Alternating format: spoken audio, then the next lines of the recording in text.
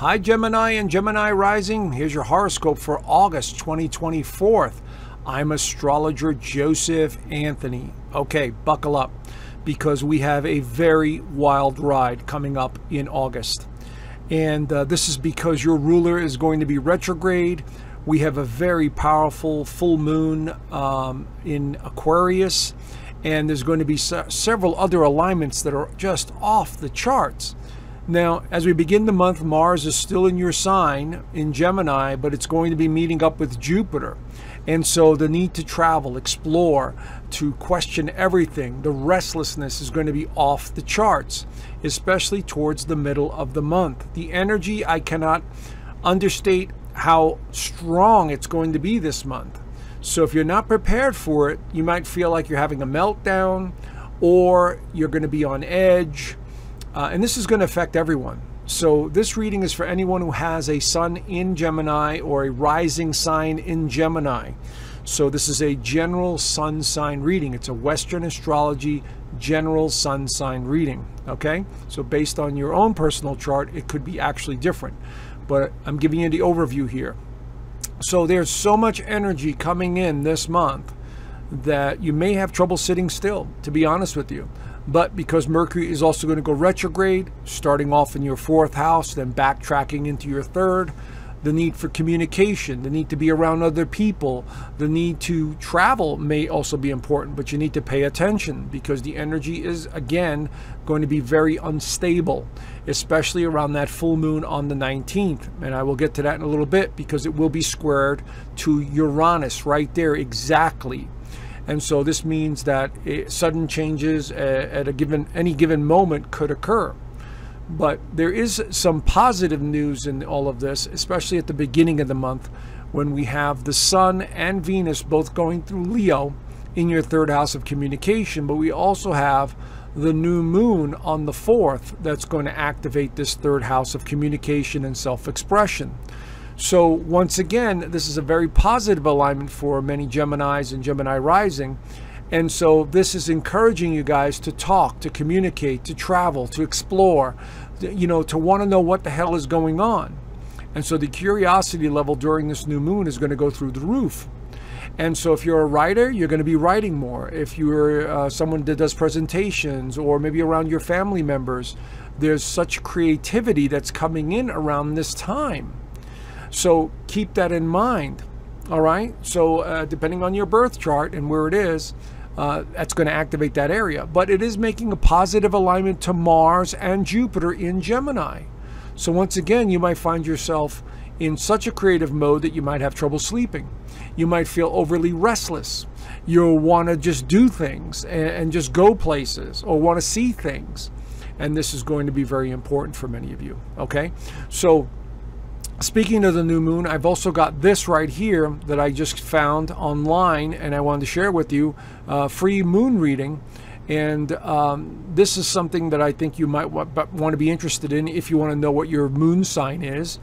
And this does a pretty good job of describing your moon and the position of your moon and what it all means. So check it out. I left the link down below. There's no obligation. It's totally free. And so check that out. And so here we have just a tremendous amount of energy building. But around the same time, around the 4th and into the 5th, really, Venus enters Virgo, okay? Not a big deal. It's going into your 4th house of home, feeling, and foundation. So you're feeling a little bit more anxious. You may be obsessed about cleaning at this point or irritated about something going on in your life. But mostly it involves the home and the foundation. Your feelings are going to be off the charts. Remember, it also makes an inconjunct to Pluto right away. As you can see here, 0 degrees right to Pluto at 0 degrees. So there's an irritation or a frustration that settles in on the 5th that you're like, oh, I got to do more. I got to perfect this. I've got to clean my house. I've got to fix this. I've got to, there's this kind of obsession that starts to build here. So pay attention to that. And the reason I say that is because Mercury right here, right next to it, is in retrograde or going into retrograde mode. Here it is in stationary position. So we have your ruler now beginning to go retrograde in the analytical, pessimistic perfection sign of Virgo in the 4th house. So something to do with it could be your family members or extended family. It could be something related to health. It could be related to your business. It could be related to the home. Like I said, maybe you got repairs that need to be taken care of. And so this can be sort of a trigger point for many of you. Okay, because Mercury is going to be backtracking. It'll meet up with Venus. So there's a conjunction there. And again, it'll be hitting Pluto. So you can see right away that some of these alignments are a little bit tricky or difficult as we begin the month. I mean, this is one of the most volatile months of the year, astrologically speaking. And so at least if you guys know ahead of time what's coming, you prepare yourself a little bit better, psychologically, emotionally, physically, whatever it is that you need to do. This is the beauty of astrology, okay? So this is all about emotions and feelings. So that's going to be ignited, a lot of passion. Now, on the 14th, there's that conjunction, Mars and Jupiter in your sign at 16 degrees is going to basically just be a powder keg. It's so much energy coming in for you guys in the first house of motivation and drive and determination that you feel like you just want to bust out. You want to go, I'm done. I got to do this. I got to move on. I've got to try something different. I'm frustrated. That's it. I've had enough. That kind of energy is coming in because not only is Mars, which is all about motivation and drive, but Jupiter is amplifying the energy even more in the first house of self and self-awareness. But when we look a little deeper, we see that it is exactly squaring Saturn at 17 degrees, 16 degrees. This is about the career. So maybe you're frustrated with your career. Maybe you're getting overwhelmed with clients and you're so busy you don't know how to handle it. That's possible too. But we also have Venus that is in a loose square to these alignments as well, 16 and 11. So we got 5-degree difference, still within the realm of an alignment. So we're seeing some sort of irritation or frustration with your job or your work or your home or your foundation and your feelings and yourself. And so this is the kind of energy that it just keeps building this entire month for all the signs, not just you guys, but you guys have Mars and Jupiter in your first house. So it will affect you in a big way. So prepare now, okay? Just center yourself, do the best you can, do some yoga, go walking, running, go swimming, whatever floats your boat. I would say physical activity is going to save the day this month, okay?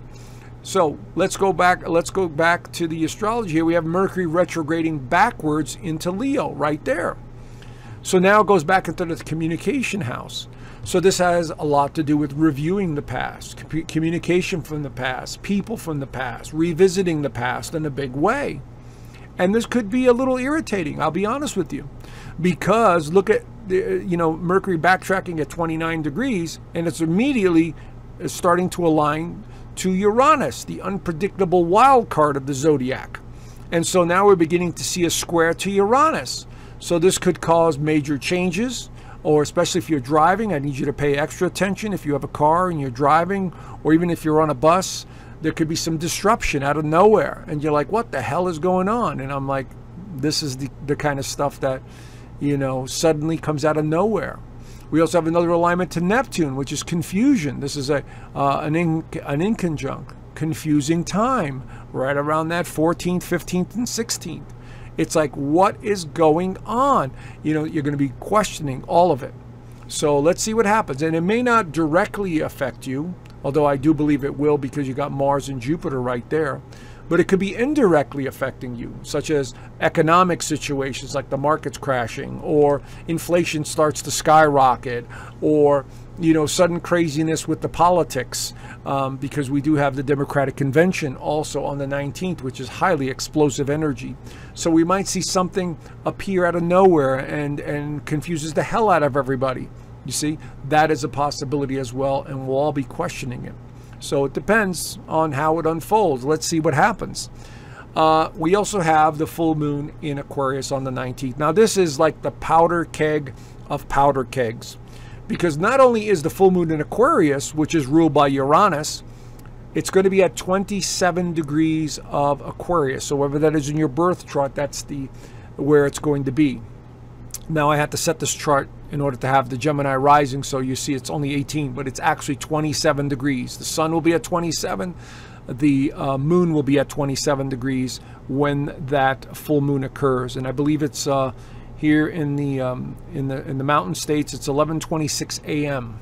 So if you're on the East Coast, let's say in New York or something like that, it'll be 3 hours ahead. So somewhere around, 2 o'clock, 2:26 p.m. in the afternoon, depending on where you are in the world.